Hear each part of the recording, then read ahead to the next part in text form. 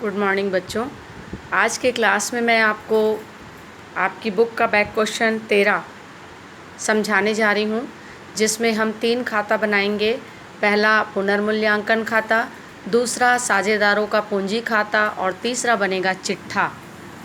पुनर्मूल्यांकन खाता, जैसे कि मैं एक बार प्रारूप रिपीट करूँ, डेबिट में आपका आएगा संपत्ति के मूल्य में कमी और क्रेडिट में आएगा संपत्ति के मूल्य में वृद्धि।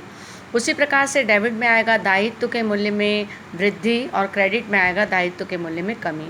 फिर इस खाते का बैलेंस निकाल के हम साझेदारों के पूंजी खाते में स्थानांतरित कर देंगे। फिर उसके बाद हम दूसरा बनाएंगे साझेदारों का पूंजी खाता। पूंजी खाते में सबसे पहले क्रेडिट में शेष लाया गया करके हम पूंजी लिखेंगे और उसके बाद पुनर्मूल्यांकन का जो भी लाभ या हानि आया उसको लिखेंगे। संचय कोष यदि दिया है तो उसको लिखेंगे और उसके बाद हम जो फर्म की कुल ख्याति दी रहेगी उसमें नफ़े वाले का भाग निकाल कर नफ़े वाले को डेबिट करेंगे और त्याग वाले को क्रेडिट करेंगे। फिर उसके बाद हम चिट्ठा बनाएंगे। चिट्ठे में जैसे कि आप लास्ट ईयर बनाते थे, प्रारूप वही रहेगा, दायित्व राशि, संपत्ति और राशि।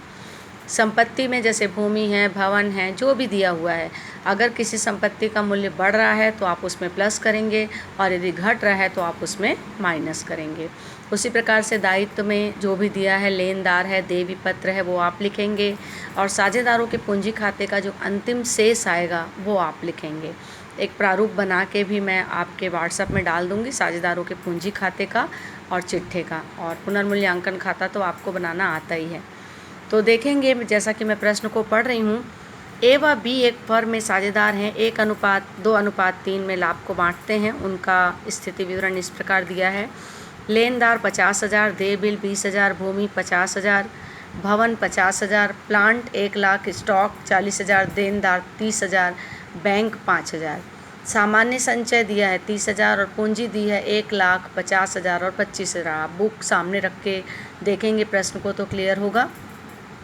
इस तरीके से दोनों तरफ के तलपट का योग आ रहा है 2,75,000। समायोजन में हमको बोल रहा है फर्म की ख्याति का मूल्यांकन 1,50,000 किया गया। भूमि का पुनर्मूल्यांकन 80,000 पर किया गया। भवन पर 6% ह्रास लगाना है। 6,000 के लेनदार ने दावा प्रस्तुत नहीं किया, अतः इन्हें अपलेखित कर देना है। तो बच्चों, जैसा कि सबसे पहले फर्म की कुल ख्याति दी है 1,50,000, इस 1,50,000 में मैं नफ़े का भाग निकालूंगी, नफ़े वाले को डेबिट करूंगी और त्याग वाले को क्रेडिट करूंगी। उसी प्रकार से भूमि का मूल्य 80,000 करना है। तो मैं इस प्रश्न को समझा रही हूँ, आप ध्यान से समझेंगे। ये आपका पुनर्मूल्यांकन खाता बना हुआ है। आपको जैसा कि मैंने बताया कि सर्वप्रथम भूमि का मूल्यांकन 80,000 करना है। तो आप प्रश्न में ऊपर देखेंगे, आपको भूमि दी हुई है 50,000 की। 50,000 को यदि आपको करना है 80,000, इसका मतलब भूमि के मूल्य में 30,000 रुपये की वृद्धि हो गई।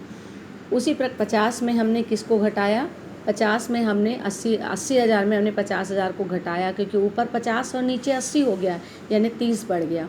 भवन पर 6% ह्रास लगाना है। तो आप देखेंगे प्रश्न में भवन है 50,000 का, 50,000 का 6%, 5 छक्के 30 यानी 3,000 रुपये। उसी प्रकार से 6,000 के लेनदार ने दावा प्रस्तुत नहीं किया, यानी आपके दायित्व में कमी आ गई।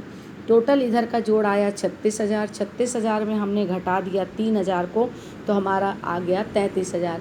इस 33,000 को बच्चों हम 1:2:3 में बांटते हैं।